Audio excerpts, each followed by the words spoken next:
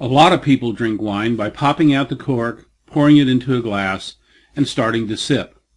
That certainly works to get the wine into your mouth, but it really isn't the way to get the maximum enjoyment out of the dollars you spend on wine.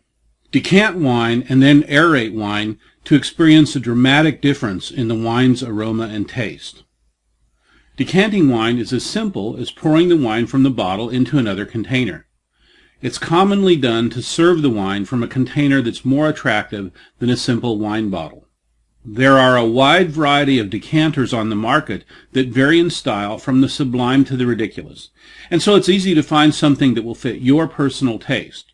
We prefer the decanters from Waterford and Rydell because they look great, and if you're going to have a decanter for attention-getting, then why not use crystal? But appearance isn't the only reason for decanting a wine. The main purpose really is to remove sediments from the wine. Sediments are small particles that float around in the wine. Some mistakenly believe that sediments are a signal of a bad wine. While that's not true, they're certainly unappealing to see in a glass of wine you're drinking. The difficult way to remove sediments is to let the wine bottle sit upright for a day or so, then pour the wine slowly from the bottle. If you hold a light, and traditionally that's a candle, behind the bottle, you'll begin to see sediments, and that's the time to stop pouring. Frankly, this is an absolutely crazy way to remove sediments.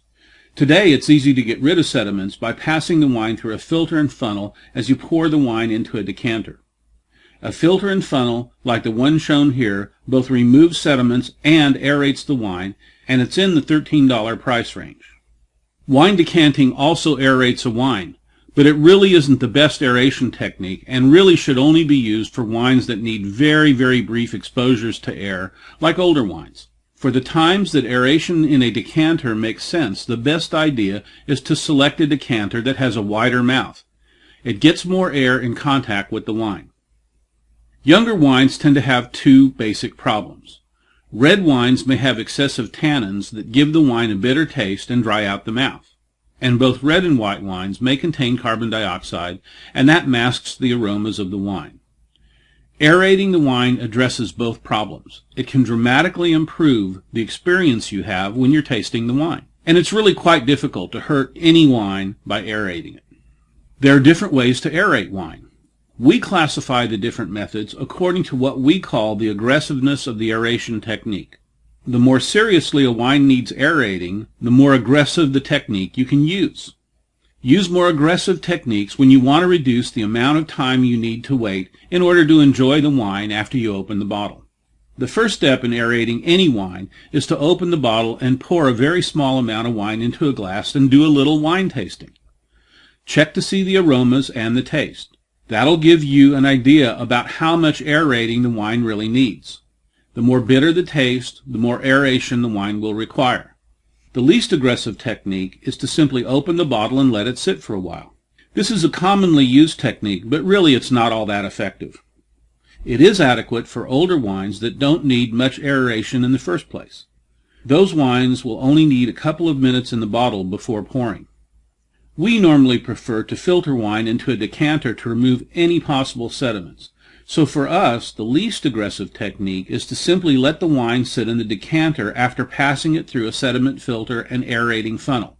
Since the decanters we choose have wider mouths and bodies than wine bottles, they're much more effective at exposing the wine to the air.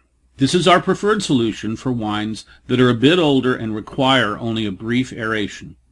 A more aggressive technique is to use one of the commercial wine aerators on the market. Commercial wine aerators reduce 20 minutes of letting a wine sit down to just a few seconds. There are two main styles. The first style is inserted into the wine bottle itself. We're not particularly crazy about this style because we always manage to come up with bottles that the aerators don't fit exactly right. In addition, we tend to prefer to filter the wine first to remove sediments.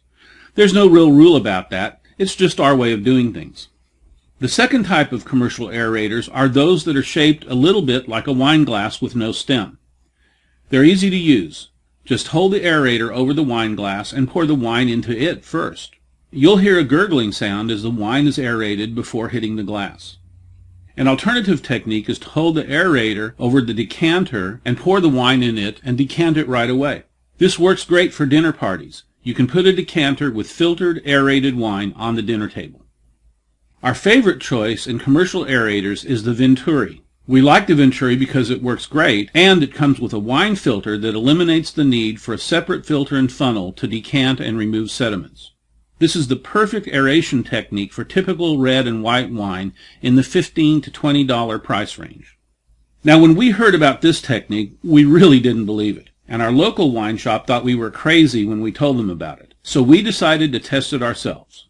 We bought a $5 bottle of wine that had aged for, well, at least a month or two, and that was our test. We poured a small amount of wine into a glass to be our pre-blending test sample. Then we blended the rest of the wine at a high speed for about 15 seconds. The pre-blended wine really was pretty much undrinkable. The blended wine was remarkably smoother and had a much stronger bouquet. It really was amazing. Of course, this is the most aggressive technique and should be reserved only for the wines that are in the most severe need of aeration. But it definitely works. Blending a wine reduces hour or longer aeration times down to about 15 seconds. So here are our recommendations for decanting and aeration. Get a wine decanter and a filter and funnel. For decanters, we recommend Waterford for a more traditional look and Rydell for a more modern look. For older wines, decant them through the filter and let them sit for a couple of minutes. In addition, get a commercial aerator. We suggest the Venturi. Use this for the majority of wines you're likely to buy. Don't be shy about using it for white wines as well as red. And blend wines whenever you encounter a particularly bitter red wine. These simple steps will dramatically improve your enjoyment of the wine that you buy.